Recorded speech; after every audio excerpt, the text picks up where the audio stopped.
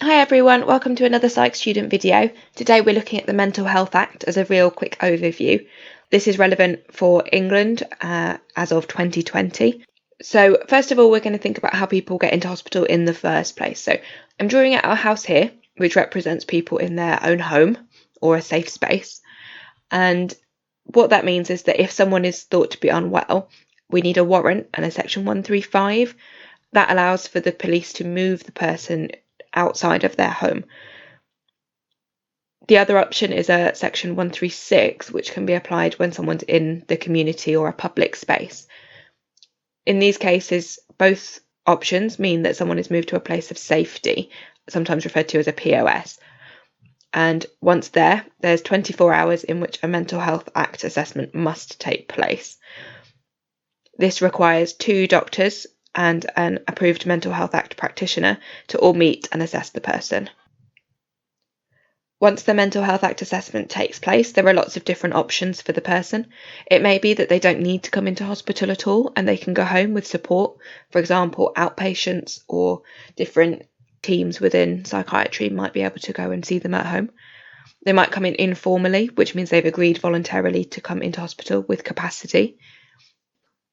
There are Section 2 and 3 of the Mental Health Act which apply when a person does not have capacity or does not consent to an informal admission. A Section 2 can last for up to 28 days, at which point another assessment is needed to see if a Section 3 is required.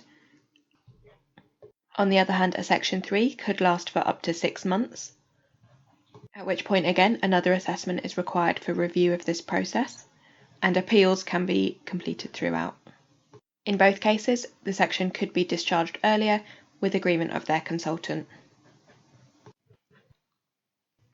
Alternatively, you might find that there's a person that is very unwell from a mental health perspective, but that they're already in a hospital, just not under the mental health law already.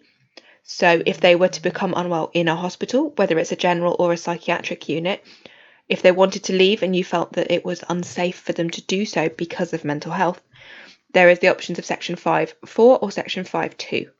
A Section 5.4 is usually done by members of nursing team and lasts for up to 6 hours. A Section 5.2, on the other hand, is usually done by medics and doctors, and that can last for up to 72 hours, the purpose of which is to obtain a Mental Health Act assessment.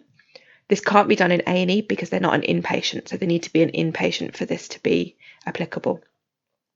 Other options include liaison with the criminal justice system. This can be much more complex and there's lots of different section options that might apply depending on whereabouts the person is in this process. So once they've come into a police station, it potentially means they might go in and be on remand. They might then go to court and be convicted of a crime and may end up in prison.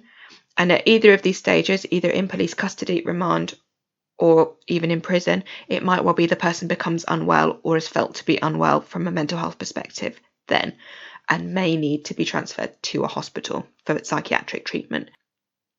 Depending on where they are in this process, there's lots of different types of sections and different restrictions that may come from the Ministry of Justice. And it may be that after their time in hospital, they're required to go back to prison or remand. Thank you very much for your time. Please do like, subscribe and share if you do like the video. Thank you very much.